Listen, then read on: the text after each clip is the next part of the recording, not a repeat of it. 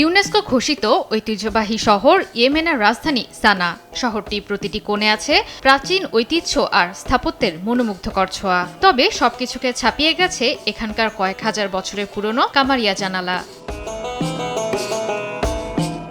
মূলত কামারিয়া হলো রঙিন কাঁচ ও প্লাস্টার দিয়ে তৈরি এক ধরনের অর্ধচন্দ্রাকৃতি জানালা। আরবি শব্দ কামার বা চাঁদ থেকে এসেছে এর নাম। প্রায় 4000 বছর আগে সর্বপ্রথম ইয়েমেনেই শুরু হয়েছিল এটির ব্যবহার, যা এখন পর্যন্ত ইয়েমেনের শিল্পকলা, ঐতিহ্য ও সংস্কৃতি বহন করছে। তবে বর্তমানে প্রায় 80% কমে গেছে কামারিয়া শিল্পের কাজ, কমেছে কারিগরদের সংখ্যাও। আধুনিক ভবনে বেড়েছে সিমেন্ট, অ্যালুমিনিয়াম ও সাধারণ কাচের ব্যবহার। আমার আশা রাষ্ট্র অথবা পৌরসভা কর্তৃপক্ষ প্রাচীনের নির্মাণশৈলীর দিকে নজর দেবেন। লোকজ ঐতিহ্য রক্ষায় বাড়ি মালিকদের যেন কামারিয়া জানালা ব্যবহারে বাধ্য করা হয়। বর্তমানে যারা পুরনো ঐতিহ্য ধরে রাখতে চান, শুধুমাত্র তারাই করছেন কামারিয়ার ব্যবহার।